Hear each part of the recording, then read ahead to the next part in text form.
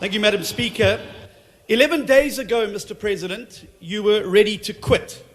Your mind was made up, the speech was written, and you had resigned yourself to resign. And this wasn't some noble sacrifice to your country. No, you were going to resign from office because the alternative was unthinkable to you and potentially fatal to your party. The alternative would mean answering questions before a committee of Parliament about the large stockpile of money that you had hidden away in your farmhouse. Money that you claim was nothing other than a Christmas Day buffalo shopping combined with some lax admin and poor bookkeeping. But let me assure you, Mr. President, not many people in this House and even fewer people out there believe that you have been truthful about the origin of the money, why it spent 2 months hidden in your sofa, what you'd intended to do with it, or why you tried for 2 years to cover up evidence that it ever actually even existed. Those questions all remain unanswered. And it was the prospect of having to answer them under oath that convinced you to write your resignation speech.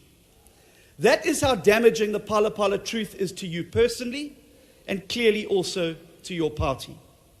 And it was only when your ANC comrades reminded you about how the ANC normally deals with these inconveniences, how easily the ANC is willing to abuse its majority in this House to crush any notion of accountability, that you then decided to cancel your resignation.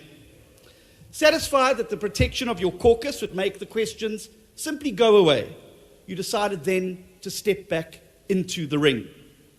And of course, we've been here before, and not so long ago. We all sat in this House, debate after debate, vote after vote, and watched the ANC majority shield Jacob Zuma from half a dozen motions of no confidence and 1 impeachment vote. We had to watch an embarrassment as shameless MPs all nodded in agreement with the ridiculous firepool video.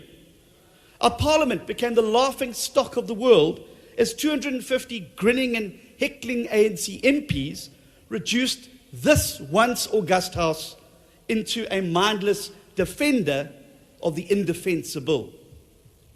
And when Judge Zondo wrote his final report on state capture, he reserved his harshest words for the sellouts in Parliament, who so effortlessly trampled over their constitutional obligations and their oath of office in service of a corrupt president and his handlers.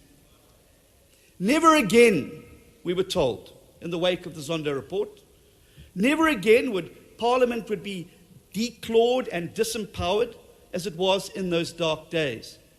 Not under this president who rode into town majestically on the promise of a new dawn and pledged to do things differently. And yet, here we are again.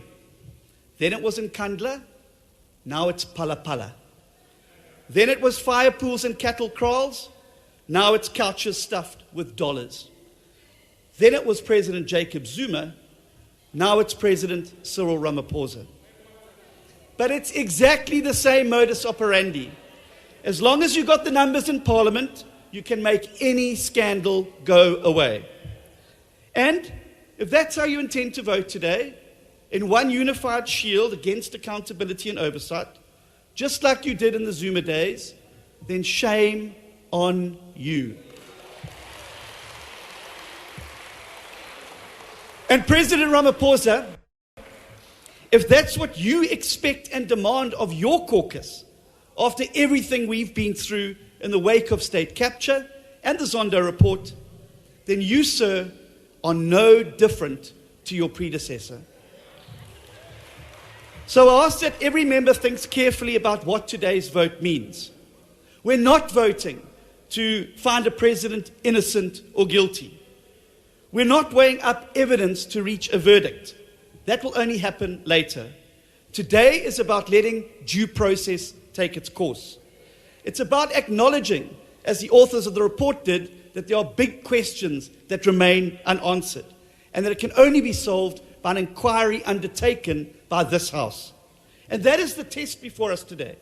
Have we learnt anything from the past, or are we prepared to once again break our parliament in defense of a leader who doesn't want to be accountable? Our country cannot afford the turmoil that will come with the president fighting for his political life and his skin. We don't have the luxury of time, and we're in trouble. We have an electricity crisis. We have a crime crisis with our citizens under daily attack. We have an unemployment crisis where 43% of our citizens, most of them under 30, cannot find a job. For 60 million South Africans, these crises are real. And we need a president with both hands on the wheel, both eyes on the road, and a head in the game. And so, honourable members, you do have a choice today. And the world is watching your decision. So I ask every member in the House today, remember your oath of office. Remember who you're meant to serve. And then vote in favour of adopting this report. Thank you.